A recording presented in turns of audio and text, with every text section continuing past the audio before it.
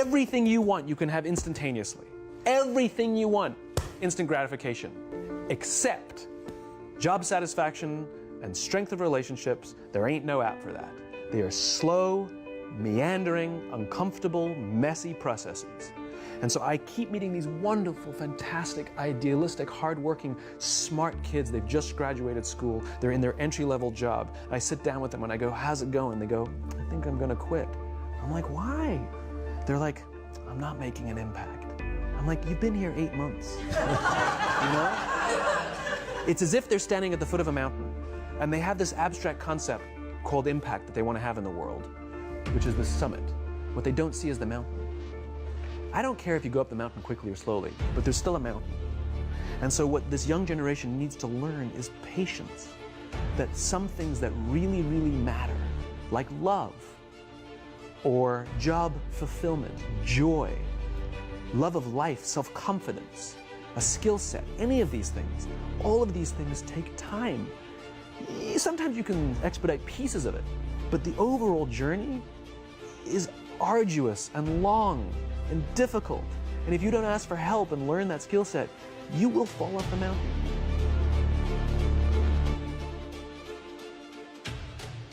I had like $106 in the bank, and like I said, I had to sell my dog, and things were not looking very, very good. My $40 car had just blown up, so I was taking a bus to work. I had no film history, no real film knowledge. I was just working from, I guess, instinct, and I knew this was like the moment of truth. And they said, Sylvester, you ready? I said, no, but Rocky. Because so often I had gone to fight films or sporting films. Yes, we're going to go out there, we're going to knock him out, you're going to win. I said, no, because I'm not going to win. I'm going to get destroyed. But if I can just be lucid, if I can still be standing on my feet, you know what? Then life isn't so bad. And I think, again, symbolically, at the very end of our lives, if we can still say, you know, we were never humbled, we were knocked down, but we got up, and I can say, I lived life with integrity, and I took all the blows, and I still prevailed, I think that's a good epitaph for anyone, and that's what I tried to capture in this film. But more importantly, you can't be alone. To really succeed, no man really is an island. When you find the right components in your life, the right people that gel with you, then you feel as though you're invincible.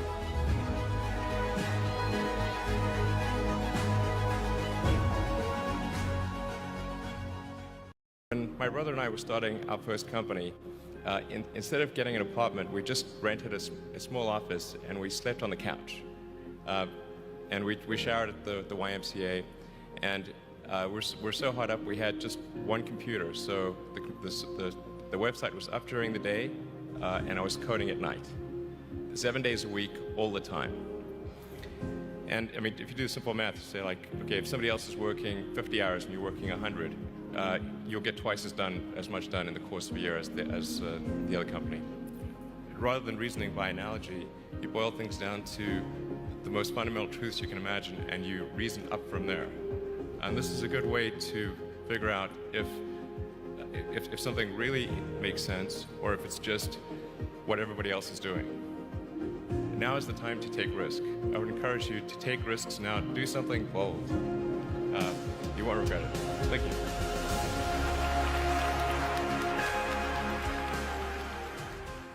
In times of suffering, what we do is we forget how hard we really are. Because that's what suffering is. Suffering is a test. That's all it is. Suffering is the true test of life.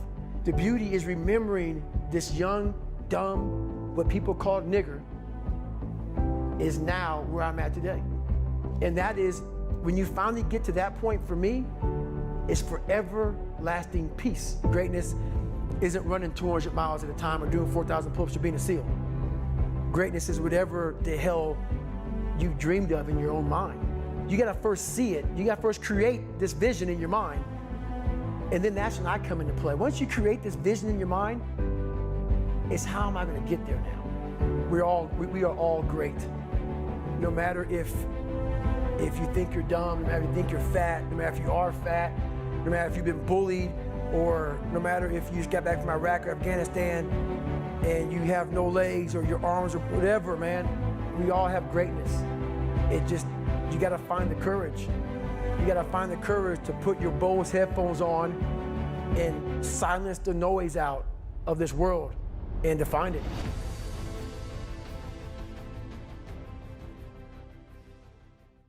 Looking at me, people were pointing their finger at me and laughing. I was born this way, and no doctor knows why I was born this way. My parents don't know why I was born this way. Lady Gaga don't know why I was born this way.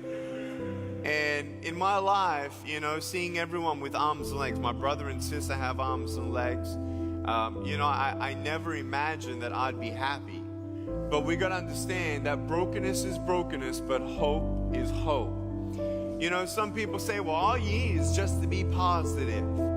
Well, it's easy for you to say. That's what I'm thinking. You know, people that have arms and legs, well, it's easy for you. And I just want you to know, though, that there is something. I have come here to prepare a message for you, to let you know that there is hope beyond what you see. When in life, we have things in life that come and we try to figure out, well, who am I and what am I doing? And what's my purpose? Is there any purpose at all to my life in the end? And I stand before you without arms and legs, telling you right now that I am absolutely not disabled. There is something greater than the disabilities around you or the limitations around you. There is hope.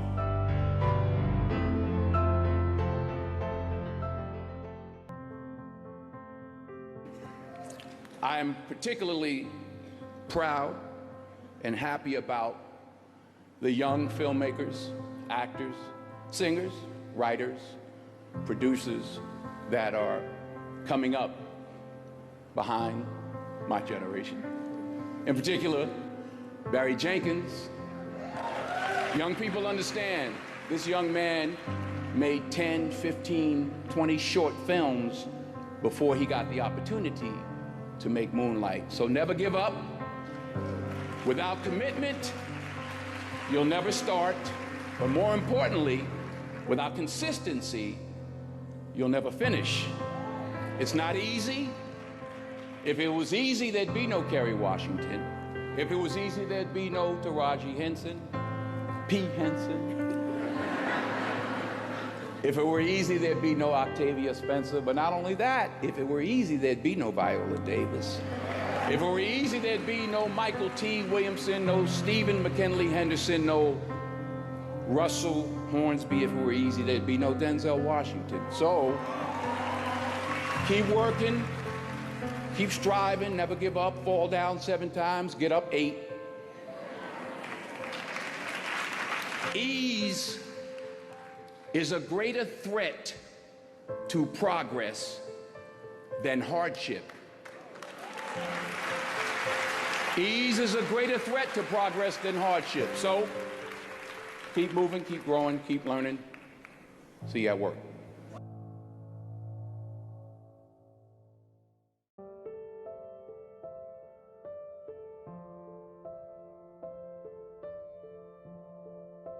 I didn't know who I was. How could I, and how could any of us? Because for the first 25 years of our lives, we are trained to listen to voices that are not our own. Parents and professors fill our heads with wisdom and information, and then employers and mentors take their place and explain how this world really works. And usually these voices of authority make sense, but sometimes doubt starts to creep into our heads and into our hearts, and even when we think that's not quite how I see the world, it's kind of easier just to nod in agreement and go along, and for a while I let that going along define my character, because I was repressing my own point of view, because like in that Nilsson song, everybody was talking at me so I couldn't hear the echoes of my mind. And at first, the internal voice I needed to listen to was hardly audible, and it was hardly noticeable, kind of like me in high school. But then I started paying more attention, and my intuition kicked in. And I want to be clear that your intuition is different from your conscience. They work in tandem, but here's the distinction. Your conscience shouts, here's what you should do, while your intuition whispers, here's what you could do. Listen to that voice that tells you what you could do. Nothing will define your character more than that. You know, we have so many things in our lives to distract. You know, movies and television and iPads and phones and texts and Twitter and Facebook and lots of things that allow us to create relationships that are distant. And sometimes it's really important to just stop and look at the person in front of you and look at the situation in front of you and say to yourself, what would this look like if I was standing outside of this situation and looking at it from a different perspective? Or what if I was in their shoes and that was happening to me? How would that look to me? Maybe that wouldn't look so cool anymore. Maybe if I saw this on film later and someone showed this to me, I would feel embarrassed about having stood in that room and said nothing and done nothing. That's where we have to get. We have to get to a place where people no longer have to ask those questions of regret. You know, I think all of us need to be on guard against arrogance, which knocks at the door whenever you're successful. Have you lived through that? Oh, sure. Oh, sure. Now, by that, correct me if I'm wrong, you had an incredible high with the initial success of Apple. And then other competitors get in and it's sobering. Well, as you may know, I was basically fired from Apple when I was 30, and was invited to come back 12 years later. So that was difficult when it happened, but maybe the best thing that ever happened to me.